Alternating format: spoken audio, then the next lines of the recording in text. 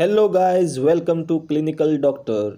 तो आज से हम पैसेज कल्पना की शुरुआत करेंगे। आज का हमारा पैसेज कल्पना का पहला चैप्टर होगा पंचविध कषाय कल्पना। इसमें हम पढ़ेंगे पंचविध कषाय कल्पना क्या होता है, उसके कितने उपकल्प है, कितने टाइप्स है, एक्सेट्रा एक्सेट्रा। ये सब जानेंगे हम इस वीडियो में, तो लास्ट तक बने रहे। So let's start the video. तो इसमें हम पंचविध कषाय कल्पना में सबसे पहले हम कषाय का मतलब जानेंगे, फिर उसके बाद कल्पना का मतलब जानेंगे। देखिए, कल्पना का मतलब सिंपल होता है फॉर्मुलेशन। फॉर्मुलेशन मतलब फॉर्मेशन, किसी भी चीज़ का फॉर्मेशन करना, जैसे कि चूर्ण हो गया, चूर्ण का फॉर्मेशन, या फिर टैबलेट का फॉर्मेशन, सिरप का फॉर्मेशन। तो ये जितने भी फॉर्मेशन है उनको बोलते हैं कल्पना। ठीक है, फॉर्मुलेशन को बोलते हैं कल्पना। उसके बाद हम जानेंगे पंचविधि नाम क्यों पड़ा इसको, षड्विध क्यों नहीं बोलते, हम सप्तविध क्यों नहीं बोलते, या फिर षड्विध सप्तविध है लेकिन हम उसका यूज़ नहीं करते, हम सिर्फ पंचविध का यूज़ करते हैं। तो ये सब जानेंगे हम आगे। अभी सबसे पहले हम कषाय के बारे में जान लेते हैं। तो कषाय क्या होता है? कषाय मतलब होता है that which irritates the throat is कषाय एंड कषाय कल्पना। तो जो चीज़ थ्रोट को इरिटेट करे उसको कषाय कहते हैं। जैसे कि आपने कभी जो शेविंग करने के लिए के बाद जो फिटकरी लगाते हैं हम, वो फिटकरी का कभी टेस्ट किया रहेगा, मतलब कभी पानी उसका गया रहेगा मुंह में, तो एकदम से जबान सिकुड़ जाती है ना, तो उसी को बोलते हैं इरिटेशन।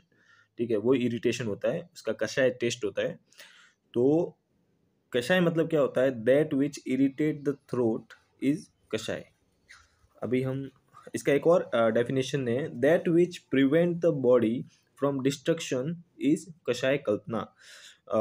मतलब वो चीज़ जो बॉडी को डिस्ट्रक्ट होने से बचाए। डिस्ट्रक्ट मतलब होता है बॉडी को ख़त्म होने से बचाए। ठीक है, बॉडी की तबाही होने से बचाए, उस चीज़ को बोलेंगे कषाय कल्पना। ठीक है, उसके बाद हम जानेंगे कि पंचविध कषाय कल्पना जो नाम पड़ा है उसमें पंचविधि क्यों बोलते हैं। तो इसमें ऐसा है कि पंचविध कषाय कल्पना में 5 रस का यूज होता है। ठीक है, वैसे तो षड रस होते हैं, लेकिन षड रस में जो लवण होता है, वो लवण किसी भी प्लांट पार्ट से नहीं मिलता है। ठीक है, लवण मतलब किसी भी प्लांट पार्ट से फॉर्म नहीं होता है, लेकिन बाकी जितने भी पंच रस हैं, मधुर, आम्ल, कटु, तिक्त एंड कषाय, ये जो 5 रस है, ये 5 रस प्लांट सोर्स से अवेलेबल हो जाते हैं। इसलिए इन 5 जो ये रस है, इन्हीं 5 रस से पंचविध कषाय का फॉर्मेशन हुआ है। ठीक है, मतलब पंचविध कषाय के जो सोर्स है वो ये 5 रस है, इसलिए इसका नाम पड़ा है पंचविध कषाय कल्पना। पंचविध में ये 5 रस आते हैं। ठीक है, 5 रस से हर एक कषाय कल्पना का फॉर्मुलेशन हुआ है, इसलिए इसको बोलते हैं पंचविध कषाय कल्पना।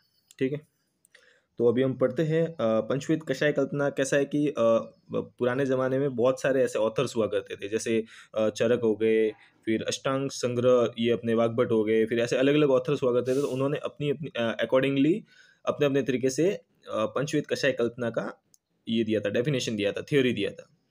तो हम वो थ्योरी सब पढ़ेंगे। तो पंचविध कषाय कल्पना अकॉर्डिंग टू चरक, चरक के हिसाब से पंचविध कषाय कल्पना कौन सी है। ठीक है, तो चरक के हिसाब से है स्वरस, कल्क, श्रुत, शीत एंड फांट। ये 5 कषाय कल्पना चरक ने दी थी। ठीक है, उसके बाद है अष्टांग संग्रह, मतलब वाग्भट। वाग्भट ने पंचविध कषाय कल्पना में दिया था निर्यास, कल्क, निरूह एंड शीत फांट। ठीक है, ये दिया था अष्टांग संग्रह मतलब वाग्भट ने।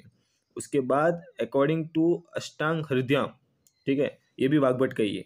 ये अष्टांग हृदयाम में दिया था, वो संग्रह में दिया था। तो अष्टांग हृदयाम में दिया है रस, कल्क, श्रुत, शीत एंड फांट।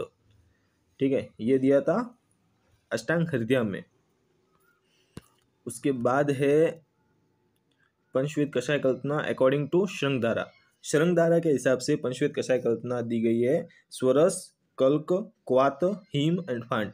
और ये जनरलाइज्ड है, मतलब यही हम आगे जाके पढ़ने वाले हैं। ठीक है, तो इनको याद रखना अच्छे से, स्वरस, कल्क, क्वात, हीम एंड फांट। उसके बाद आता है पंचविध कषाय कल्पना अकॉर्डिंग टू अर्क प्रकाश। ठीक है, ये जो अर्क प्रकाश करके ऑथर है, इन्होंने ये दिए थे कल्क, चूर्ण, रस, तेल, अर्क। ये पंचविध कषाय कल्पना अर्क प्रकाश ने दिए थे। और उसके बाद है सुश्रुत। ठीक है। सुश्रुत के हिसाब से जो पंचविध कषाय सुश्रुत के हिसाब से षड्विध कषाय कल्पना है, ठीक है। सुश्रुत ने षड्विध कषाय कल्पना दिया था, जिसमें आते हैं शीर, स्वरस, कल्क, श्रुत, शीत एंड फांट, ठीक है। ये दिए थे सुश्रुत ने षड्विध कषाय कल्पना दिया था। एंड कश्यप ने, जो कश्यप ऋषि थे, उन्होंने सप्तविध कषाय कल्पना दिया था, सप्तविध कषाय कल्पना। और सप्तविध कषाय कल्पना में क्या क्या आते हैं, तो चूर्ण, शीत, स्वरस, अभिसव, फांट, कल्क, क्वात, ये 7 कषाय कल्पना दिए थे कश्यप ने, ठीक है। तो अभी इसमें से आपको ये सब इतना याद रखने की जरूरत नहीं है। एग्जाम के पॉइंट ऑफ व्यू से कभी कभी क्वेश्चन ये ऐसा डायरेक्ट पूछ लेता है कि चरक के हिसाब से पंचविध कषाय कल्पना कौन सी है, ठीक है। तो उसको एक्सप्लेन करने को बोलता है, तो उसमें चरक वाला याद रखना है आपको। चरक के हिसाब से क्या क्या था, देखो यहाँ पर एक टेबुलर फॉर्म दिया है, ये टेबुलर फॉर्म आपको याद करने में आसानी होगी इस टेबुलर फॉर्म से। तो इसमें जो पहला है चरक के हिसाब से हाँ, चरक के हिसाब से दिया है। तो चरक के हिसाब से देखो क्या क्या दिया है, स्वरस, कल्क, श्रुत, शीत एंड फांड। तो ये डायरेक्ट एग्जाम में ऐसे पूछ लेता है, तो आपको ये चरक का याद रखना है। और दूसरा याद रखना है शरंगधारा का, ठीक है। शरंगधारा का मतलब अगर किसी का नाम नहीं लेते, किसी ऑथर का, तो शरंगधारा का जो ये है फॉर्मेट, इसी के हिसाब से लिखना है। शरंगधारा के हिसाब से पंचविध कषाय कल्पना क्या था, तो स्वरस, कल्क, क्वात, हिम, फांट, ठीक है। ये पंचविध कषाय कल्पना शरंगधारा के हिसाब से था, ठीक है। सोरस, कल्क, क्वात, हिम, फांट, ये जनरलाइज्ड है, इसको याद रखना ही रखना है आपको। और चरक का कभी कभी क्वेश्चन पूछ लेता है, इसलिए इसको याद रख लेना। बाकी ये सब इतना नहीं पूछते, कोई पूछता नहीं है, इसलिए इनको याद रखने की इतनी जरूरत नहीं है, ठीक है। ये इंपॉर्टेंट नहीं है। उसके बाद अभी हम पढ़ेंगे, हाँ, इसमें जो ये है जनरलाइज जो मैंने बोला था, जैसे कि सोरस, कल्क, क्वाथ, हिम, फांट, ये 5 याद रखने हैं आपको, ठीक है। अगर किसी का नाम नहीं लेते, वहाँ पर नाम से नहीं पूछते कि भाई इसके अकॉर्डिंगली पंचविध कषाय कल्पना लिखो, ऐसा कुछ नहीं बोलते, सीधा बोलते पंचविध कषाय कल्पना लिखो। तो उसमें आपको ये 5 नाम लिखने हैं, स्वरस, कल्क, क्वाथ, हिम, फांट, इन 5 को एक्सप्लेन करना है, यही है पंचविध कषाय कल्पना, ठीक है। अब इसमें ये जो स्वरस है, ये सबसे ज्यादा, इसका मतलब स्वरस का सबसे ज्यादा गुरुत्व होता है और वीर्यत्व होता है। मतलब वीर्यत्व मतलब पोटेंसी, एंड गुरुत्व मतलब गुरु मतलब हो गया एक जड़ जड़ पदार्थ, मतलब एकदम हार्ड, ठीक है, जो एकदम इजीली डाइजेस्ट नहीं होता, एकदम हार्डली डाइजेस्ट होता है, बहुत मतलब टाइम लगता है उसको डाइजेस्ट होने में, ठीक है। उसका स्ट्रॉन्ग एपिटाइजर चाहिए, तब जाके डाइजेस्ट होता है। तो ऐसा है, मतलब स्वरस का ये है गुण है उसका, मतलब गुरुत्व एंड वीर्यत्व। तो स्वरस का सबसे ज्यादा गुरुत्व एंड वीर्यत्व होता है। और जैसे जैसे नीचे जाते हैं अपन, जैसे स्वरस से कल्क में चले जाएंगे तो उसका गुरुत्व और वीर्यत्व थोड़ा कम हो जाएगा। फिर कल्क से क्वाथ में चले जाएंगे तो थोड़ा और गुरुत्व और वीर्यत्व कम हो जाएगा। उसके बाद क्वाथ से हिम में चले जाएंगे तो और थोड़ा गुरुत्व और वीर्यत्व कम हो जाएगा। उसके बाद फांट में चले जाएंगे तो और थोड़ा गुरुत्व और वीर्यत्व कम हो जाएगा। तो मतलब ऑल ओवर डिसेंडिंग ऑर्डर में गुरुत्व एंड वीर्यत्व डिक्रीज हो रहा है, ठीक है। मतलब ऊपर से नीचे आते आते गुरुत्व और वीर्यत्व डाउन डिक्रीज होते जा रहे हैं, इसलिए स्वरस का गुरुत्व एंड वीर्यत्व सबसे ज्यादा होता है, ठीक है। चलिए अभी नेक्स्ट देखते हैं। हाँ, तो मैं जो बता रहा था कि पंचविध कषाय कल्पना नाम क्यों पड़ा, ठीक है। पंचविधि नाम क्यों पड़ा, षड्विध नाम क्यों नहीं पड़ा। तो वाई ओनली 5 कषाय कल्पनास।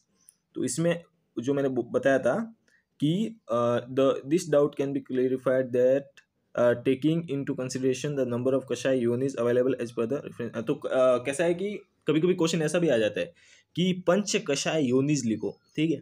तो कषाय योनिज मतलब क्या होता है कि जो कषाय कल्पना है उसके जो सोर्सेस है, ठीक है, कषाय कल्पना के सोर्सेस है और वो सोर्सेस को लिखना होता है हमें। तो जो कषाय कल्पना के सोर्सेस होते हैं उसी को बोलते हैं कषाय योनिस, ठीक है। कषाय कल्पना के सोर्सेस को कषाय योनिस बोलते हैं।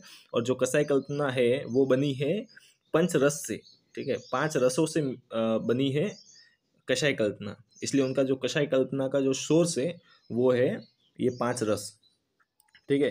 तो कौन से रस है, मधुर, आम्ल, कटु, तिक्त एंड कषाय रस, ठीक है। ये जो है ये इन्हीं से पंचविध कषाय कल्पना का निर्माण हुआ है, ठीक है। इसमें लवण रस नहीं आता, आप देख रहे होंगे इसमें लवण रस है ही नहीं, ठीक है। तो लवण रस ये कषाय योनि में नहीं आता है, ठीक है, क्योंकि वो प्लांट पार्ट से क्या बोलते हैं उस मिलता नहीं है, प्लांट पार्ट से उसका कोई सोर्स नहीं है। ये जितने भी 5 रस है ये प्लांट पार्ट से इजीली अपने को मिल जाते हैं, ठीक है। एकदम रेडीली मिल जाते हैं, इसका कोई टेंशन नहीं है। और इन्हीं से ये पंचविध कषाय कल्पना का निर्माण होता है। ठीक है, तो देखो इधर लिखा हुआ है मधुर, आम्ल, कटु, तिक्त एंड कषाय रस आर हैविंग प्लेंटी ऑफ कष्ट योनि, दैट इज प्लांट सोर्स। मतलब इनका बहुत सारा प्लांट सोर्स है, ये जो 5 रस है, ठीक है, इनका बहुत सारा प्लांट सोर्स है। एंड आर रेडीली अवेलेबल, और ये रेडीली अवेलेबल रहते हैं। This 5 can be in any form of panchavidha kashaya kalpana. Only लवन कषाय डजंट हैव कष्ट योनि, मतलब कि जो लवन है, लवन कषाय है, मतलब जो लवन रस है, उसका कोई भी कष्ट योनि नहीं है। कष्ट योनि मतलब कोई भी प्लांट सोर्स नहीं है जिससे कि लवन रस मिल सके। ठीक है, कोई भी प्लांट सोर्स ऐसा नहीं है जिससे कि लवन रस मिल सके, इसीलिए इसको हम इसमें कंसिडर नहीं करते, पंचविध कषाय कल्पना में इसको कंसिडर नहीं करते। तो अगर क्वेश्चन आ जाए कि पंचविध कषाय पंच कषाय योनिज लिखो, ठीक है, पंच कषाय योनिज का अगर क्वेश्चन आ जाए तो आपको ये 5 लिखने, मधुर कषाय, आम्ल कषाय, कटु कषाय, तिक्त कषाय एंड कषाय कषाय। ठीक है, ये 5 सोर्स है पंचविध कषाय कल्पना के। ठीक है, इसीलिए इसको कषाय योनि बोलते हैं। और पंचविध कषाय कल्पना आ जाए, पंचविध कषाय कल्पना आ जाए तो उसमें आपको लिखना है स्वरस, कल्क, क्वात, हिम एंड फांट। ठीक है, वो सब उसमें लिखने पंचविध कषाय कल्पना में। चलिए अभी नेक्स्ट देखते हैं क्या है। हाँ, तो अभी देखेंगे उपकल्पना। ठीक है, उपकल्पना क्या होती है? अभी जो हमने पढ़ा अभी तक वो था कल्पना, जो ये थे ना पंचविध कषाय कल्पना, उनको कल्पना बोलते हैं, वो मेन है। उसके बाद आती है उपकल्पना। उपकल्पना क्या होता है कि जो पंचविध कषाय कल्पना होता है, उनका जो फॉर्मेशन मेथड होता है, जैसे स्वरस है तो स्वरस में क्या करते हैं, किसी भी प्लांट पार्ट को लेते, उसको एक ये खलवा यंत्र होता है, मतलब एक होता है जिसमें पीसते अपन। ठीक है, पीस के उसका रस निकालते हैं, तो वो उसका जो रस होता है उसी को बोलते हैं स्वरस। ठीक है, और वैसे ही बहुत सारे जो ऐसे अलग अलग मेथड्स होते हैं, तो उनमें भी जो प्रिपरेशन जो मेथड है वो सेम फॉलो किया जाता है, जिससे अलग अलग ड्रग्स बनाए जाते हैं। ठीक है, तो प्रिपरेशन मेथड सेम फॉलो होने की वजह से वो उनको भी उसी श्रेणी में रखा गया। मतलब जैसे कि अभी स्वरस का तो खैर कोई उपकल्पना है नहीं, जैसे कल्क है। ठीक है, कल्क मतलब होता है कि किसी भी प्लांट पार्ट को लेने का, फ्रेशली प्लांट पार्ट को, और उसको पीसने का, उससे एक सेमी सॉलिड एक पेस्ट बन जाएगा। ठीक है, सेमी सॉलिड एकदम सेमी सॉलिड सॉफ्ट पेस्ट बन जाएगा। ठीक है, फिर वो उसको बोलते हैं कल्क। अब वो कल्क से आगे जाके उसको ड्राई करके उसको उसका चूर्ण बनाया जाता है। ठीक है, तो उसका आगे जाके जो चूर्ण बनाया, तो चूर्ण क्या हो गया, एक उपकल्पना हो गया। मतलब उसी मेथड से उसका आगे जाकर निर्माण हुआ। ठीक है, उसी मेथड से आगे जाके निर्माण हुआ ना उसका, तो इसीलिए वो उसका उपकल्पना हो गया, किसका, कल्क का। क्योंकि आखिर में जाके वो कल्क से ही चूर्ण बनाए। पहले वो क्या था, उसको पहले कल्क फॉर्मेशन करना पड़ा हमें, मतलब उसका जो है सेमी सॉलिड पेस्ट बनाना पड़ा प्लांट पार्ट का। उसके बाद उसको ड्राई किया गया। ठीक है, टोटली ड्राई बंद कैसे भी करके उसको पूरा सुखाया, सुखा के उसका एक चूर्ण फॉर्म बना दिया, एक पाउडर फॉर्म बना दिया। ठीक है, तो वो सुखा के पाउडर फॉर्म बनाया, उसको बोला चूर्ण। लेकिन वो किस मेथड से बना, तो वही मेथड से बना जिससे कल्क, मतलब कल्क पहले बनाया फिर उसके बाद चूर्ण बनाया, तो वो क्या, वो वही मेथड से बन गया ना एक तरीके से। कल्क कल्पना का जो मेथड था उसी से बनाया वो, तो इसीलिए इसको उपकल्पना बोल दिया। ठीक है, उसका एक सब टाइप हो गया ये। तो उपकल्पना क्या होता है कि जो कल्पना होता है उसी के मेथड से किसी चीज का फॉर्मेशन होता है, तो उसको बोलते हैं उपकल्पना। ठीक है, तो हर एक की उपकल्पना है अलग अलग। जैसे जो कल्क कल्पना की उपकल्पना है चूर्ण, कल्क कल्पना की उपकल्पना है चूर्ण। क्वात कल्पना की उपकल्पना है प्रमाथ्य, पानीय, उष्णोदक, क्षीरपाक, लाक्षरस, मांसरस। ठीक है, एक बार फिर से बोलता हूँ मैं। क्वात कल्पना की उपकल्पना है प्रमाथ्य, पानीय, उष्णोदक, क्षीरपाक, लाक्षरस एंड मांसरस। उसके बाद हिम कल्पना है, हिम कल्पना की उपकल्पना है मंथ, उदक एंड पनक। हिम कल्पना की उपकल्पना है मंथ, उदक एंड पनक। उसके बाद फांट कल्पना की उपकल्पना है अर्क एंड मंथ। ठीक है, फांट कल्पना की उपकल्पना है अर्क एंड मंथ। तो ये जितने भी है स्वरस को छोड़ के जो पंचविध कषाय कल्पना में जितने भी कल्पना है, दैट इज कल्क, क्वात, हिम कल्पना एंड फांट कल्पना, ये जो कल्पना है इन सबके उपकल्पना ये है। ठीक है, ये अच्छे से याद रखना है, कभी कभी क्वेश्चन डायरेक्ट आ जाता है इसमें। तो कल्क की क्या उपकल्पना है, क्वात की क्या उपकल्पना है, हिम की क्या उपकल्पना है एंड फांट की क्या उपकल्पना है, ये सब याद रखना है अच्छे से। ठीक है। आगे जाके हम इसको डिटेल में पढ़ेंगे, चूर्ण का पूरा डिटेल में पढ़ेंगे, ताकि आपको वहाँ पर मतलब कैसा है BMS में आपको डिस्क्रिप्टिव पूरा लिखना पड़ता है, मतलब वहाँ पर कंटेंट आपको ज़्यादा से ज़्यादा चाहिए लिखने के लिए, क्योंकि जब तक आप ज़्यादा नहीं लिखोगे तब तक मार्क्स नहीं मिलेंगे। इसलिए आपको हमेशा हर एक चीज़ को डिटेल में पढ़ना होगा, ताकि वहाँ पर आप ज़्यादा से ज़्यादा पेज भर सको और उसी से आपको मार्क्स मिले, ठीक है। और इंग्लिश में वैसे भी थोड़ा डिफिकल्ट जाता है BMS, इतना आसान नहीं होता है, ठीक है। फिर भी आपको अभी जैसे तैसे करना तो है ही है, तो जैसे मैं बता रहा हूँ उस तरीके से समझ के लो और फिर अपने मन से लिख सकते हो। तो मैं ये सब डिटेल में उपकल्पना वापस आगे जाके पढ़ाऊँगा, ठीक है। और अभी हम जो पंचविध कषाय कल्पना था, ये स्वरस, कल्क, क्वाथ, हीम, फांड, इन सबको अभी हम डिटेल में करेंगे जो कि अभी हमारा नेक्स्ट वीडियो से स्टार्ट होगा। नेक्स्ट वीडियो में हम स्वरस करेंगे, उसके बाद हम कल्क करेंगे, उसके बाद क्वाथ करेंगे, फिर हीम करेंगे एंड फांड करेंगे, फिर उसके बाद उसके जितने भी उपकल्पना वो करेंगे। तो ये सीरीज़ पूरी एक वीडियो की चलती रहेगी। ये सीरीज़ का पहला वीडियो था बेसिज कल्पना का, पंचविध कषाय कल्पना का ये पहला वीडियो था, ठीक है। इसमें हमने पूरा डिटेल डिस्क्रिप्शन जाना कि पंचविध कषाय कल्पना क्या होता है, पंचविध कषाय कल्पना में कितने टाइप्स है, किसके अकॉर्डिंग कितनी क्या क्या है पंचविध कषाय कल्पना में, वो भी हमने जाना, ठीक है। फिर उसकी उपकल्पना जानी कि हर एक पंचविध कषाय कल्पना का क्या क्या उपकल्पना है, उसके पंचविध कषाय कल्पना के सोर्सेज क्या है, पंच कषाय योनिज क्या होती है, ये सब हमने जाना इस वीडियो में। अब नेक्स्ट वीडियो में हम जानेंगे स्वरस कल्पना का पूरा डिटेल डिस्क्रिप्शन, स्वरस कल्पना क्या होता है क्या नहीं, उसमें कितने टाइप्स होते हैं क्या है, सब कुछ जानेंगे हम, ठीक है। तो नेक्स्ट वीडियो का वेट कीजिए, और जैसे मैं वीडियो बना दूंगा नेक्स्ट, इसमें इस वीडियो की डिस्क्रिप्शन में लास्ट में उसका लिंक डाल दूंगा, ठीक है। तो आपको देखना रहेगा तो उधर से देख सकते हैं, ओके।